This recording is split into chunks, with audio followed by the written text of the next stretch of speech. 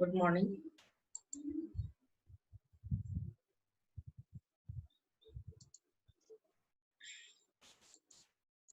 Today my topic is parallel and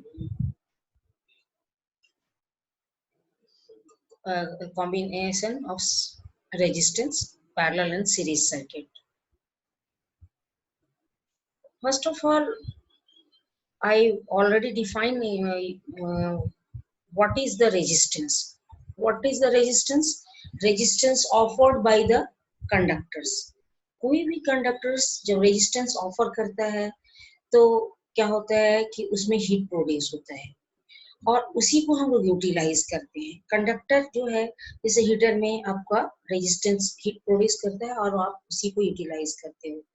तो कहने का मतलब है कि हमको इस तरह से हम अकॉर्डिंग टू रिक्वायरमेंट हमको रजिस्टर जो एक लगाते हैं वो हम जैसे तुम लोग जानते हो कि शादी वगैरह में सीरीज बल्ब लगते हैं और घर में हम लोग का पैरेलल लगता है। पैरेलल में क्या होता है, सेम वोल्टेज सब में डिस्ट्रीब्यूट होता है और सीरीज में आपका आपका वोल्टेज ड्रॉप होता चला जाता है और करंट सेम जाता है, बट वोल्टेज ड्रॉप क्या होता है धीरे धीरे आगे वाले में घटता जाता है। तो कहने का मतलब है कि आपका जब सर्किट में अगर आप पैरेलल और या ये लगाते हो, सीरीज लगाते हो, तो वो डिपेंड करता है according to our requirement. Now I want to explain about the resistance. अगर हम लगा दिए तो कॉम्बिनेशन है, बहुत सारा रेजिस्टेंस हम एक साथ लगा दिए हैं और उसको हम कभी सीरीज में भी लगा दिए हैं, कभी पैरेलल भी लगा दिए हैं। तो कहते हैं कि इसका अगर उसकी जगह पे कोई एक सिंगल रेजिस्टेंस अगर हम लगाएं तो उसका क्या रेजिस्टेंस होगा, और that is known as equivalent resistance. तो हम लोग अभी जो पढ़ने वाले हैं वो equivalent resistance for series combination and equivalent resistance for parallel combination.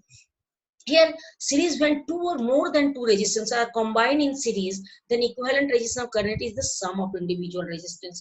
ये एक सिंपल सा फंडा तुम लोग याद रखो कि अगर एक में बहुत सारा रेजिस्टेंस लगाएंगे तो टोटल जो रेजिस्टेंस होगा उसके बदले में अगर हम एक रेजिस्टेंस जोड़ें तो सम ऑफ द इंडिविजुअल रेजिस्टेंस, अगर हम 2 ओम 4 ओम 7 ओम इस तरह का लगाए तो 7 + 4 + 2 यानी कि आपका 13 ओम 13 ओम टोटल रेजिस्टेंस होगा। तो इस तरह का हम लोग जो है सीरीज में अगर लगाए तो इस तरह से आते हैं। उसी तरह से अगर हम 4 ओम के दो पैरेलल लगा देंगे तो वो sum of individual resistance is the sum of reciprocal of individual resistance. तो ये चीज ध्यान में रखना पड़ेगा और तब आपको पता है कि वो रेजिस्टेंस होता क्या है। तो देखो यहाँ पे सीरीज में जैसे ये बल्ब सीरीज में लगा हुआ है, एक से दूसरा, दूसरा से तीसरा, इस तरह से अगर लगेगा बैटरी से कंबाइन है, ये बैटरी का पॉजिटिव और ये निगेटिव है और ये सिंबल है बैटरी का, ये पॉजिटिव और ये निगेटिव। तो इस तरह से दो आपका कंडक्टर लगा हुआ है अब ये सीरीज में लगा हुआ है। इसके बाद हमारा जो है सीरीज कॉम्बिनेशन जब हो गया तो हम लोग देखते हैं कि ये देखो R1 R2 R3, तो इसका क्या होगा equivalent resistance R1 + R2 + R3। और पैरेलल कॉम्बिनेशन में क्या होगा, when 2 or more than 2 resistors combined parallel in the circuit, the reciprocal of the parallel circuit parallel equivalent resistance of the circuit is equal to the sum of reciprocal of individual resistance। इस तरह से जैसे अगर equivalent resistance parallel equivalent resistance Rp है तो 1/Rp = 1/R1 + 1/R2 + 1/R3। और special case अगर सबका सब इक्वल है तो Rp = हो जाएगा R/N, यानी कि उतना टाइम्स रिड्यूस कर जाएगा। जैसे कि अगर 3 रेजिस्टेंस है और इक्वल रेजिस्टेंस है तो क्या हो जाएगा, जितना भी है 3 ओम का 3 रेजिस्टेंस है तो आपका सीरीज में हो जाता है 3 + 3 + 3 9 ओम, जबकि इसमें क्या हो जाएगा 3 + 3 + 3 सॉरी 3/3 यानी कि 1 ओम। तो इस तरह से आप लोग को ध्यान में रखिएगा कि ये पैरेलल और सीरीज में, पैरेलल में रेजिस्टेंस घट जाता है और सीरीज में रेजिस्टेंस बढ़ जाता है। और ये आपका एग्जांपल है इस तरह का कि 1R1Y + R2 + Rn, इस तरह का n नंबर ऑफ रेजिस्टेंस है जो सीरीज में पैरेलल में लगा हुआ है, तो हमारा इक्विवेलेंट रेजिस्टेंस इस तरह से हो जाएगा। और इसका अभी एक एग्जांपल दिया कि अगर R1 10 ओम का है, R2 2 ओम का है और R3 1 ओम का है, तो हमारा R इक्विवेलेंट हो जाएगा 1/10 + 1/2 plus 1/1 and total equivalent resistance हो जाएगा 1/1.6। क्लियर? अब है हम लोगों का ये आपका फॉर्मूला हुआ कि अगर पैरेलल है तो आपका IS बराबर होता है, यानी कि करंट डिस्ट्रीब्यूट होता है। पैरेलल सर्किट में क्या डिस्ट्रीब्यूट होता है? करंट डिस्ट्रीब्यूट होता है। तो IS equal to I1 + I2 + I3, यानी IS is the main current जो कि पास कर रहा है सारे सर्किट में, लेकिन I1 I2 और I3 सम हो गया। और इसको हम अगर इक्विवेलेंट रेजिस्टेंस निकालेंगे तो VS by R1, VS by R2 और VS by R3, क्योंकि ये जो पैरेलल सर्किट में जो पोटेंशियल डिफरेंस होता है वो कांस्टेंट होता है। तो इस केस में हमारा VS RS बराबर हो जाएगा, RS मतलब सीरीज इक्विवेलेंट, तो VS RS बराबर हो जाएगा VS by RS बराबर हो जाएगा VS by R1, VS by R2, VS by R3 का सम। उसी तरह से आपका यहाँ पे पोटेंशियल जो है वो डिस्ट्रीब्यूट होता है सीरीज सर्किट में, और VS equal to V1 + V2 + V3। सो इसका अगर ओम्स लॉ अप्लाई करोगे तो IS R1, IS R2, IS R3 हो जाएगा, where IS is the current in series circuit, और वो कांस्टेंट रहता है सीरीज सर्किट में। इस तरह से हम लोग का पैरेलल और ये इसमें एक चीज और तुम लोग समझ लो कि जो पैरेलल और सीरीज सर्किट जब होता है तो ये समझना बहुत जरूरी है कि ये करंट कैसे जाता है। कहता है कि अगर हम पैरेलल रखते हैं कोई भी रेजिस्टेंस को, तो क्या जो पोटेंशियल डिफरेंस है वो सबके अक्रॉस इक्वल होता है। जैसे तुम्हारे घर में पैरेलल सर्किट है तो बल्ब में भी उतना ही जाएगा, 220 वोल्ट तुम्हारे घर में आ रहा है, तो तुम्हारे सारे इक्विपमेंट में 220 वोल्ट ही जाएंगे। अब अकॉर्डिंग टू रिक्वायरमेंट हम लोग उसका यूज करते हैं। आपको मालूम है ना कि रहता है ए भी दिया रहता है, वॉट पावर दिया रहता है, और उसमें कि कितना वॉट का है बल्ब, और उसके अनुसार हमारा करंट को यूज करता है। तो current according to that change करता है। तो कहता है कि पैरेलल सर्किट में हमारा पोटेंशियल डिफरेंस कांस्टेंट होता है, लेकिन हर रेजिस्टेंस के क्रॉस, लेकिन करंट अलग अलग होता है। अब इस तरह से समझो कि रेजिस्टेंस क्या है?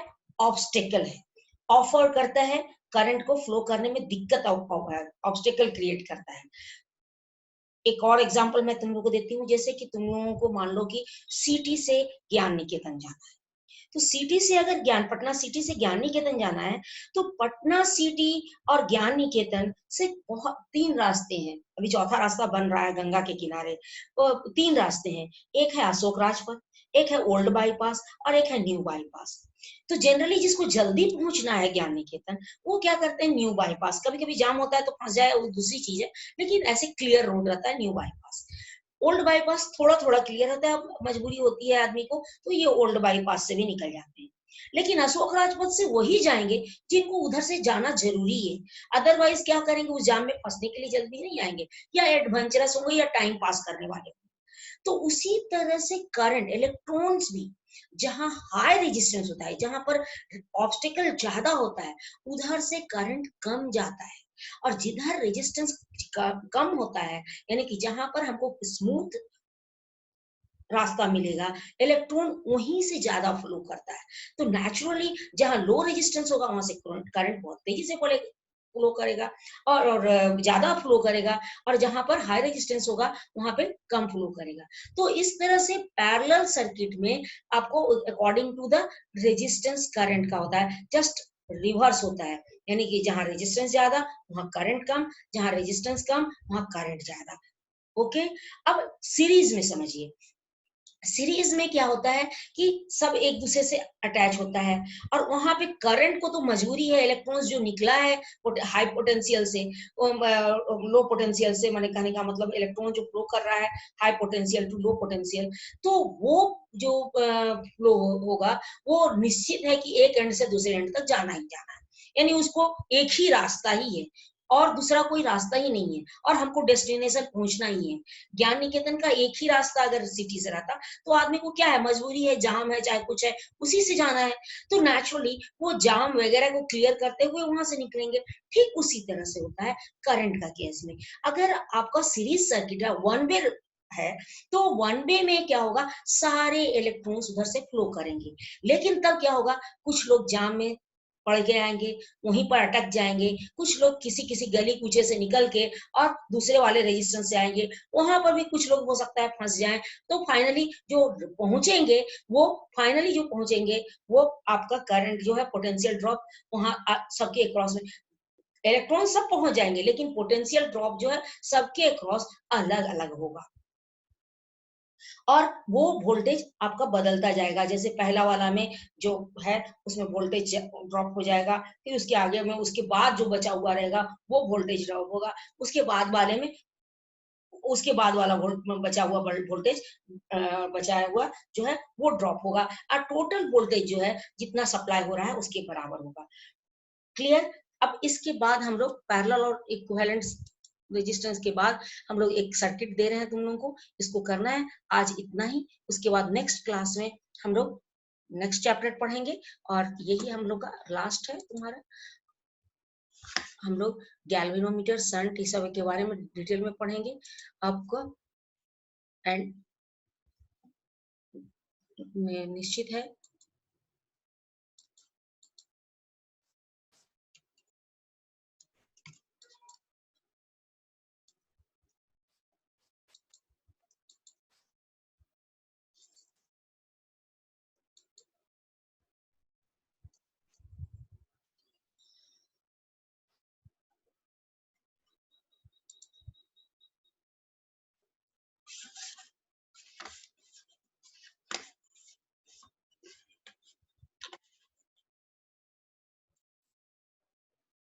लास्ट में मैंने बोल दिया, okay children, stay home, stay safe.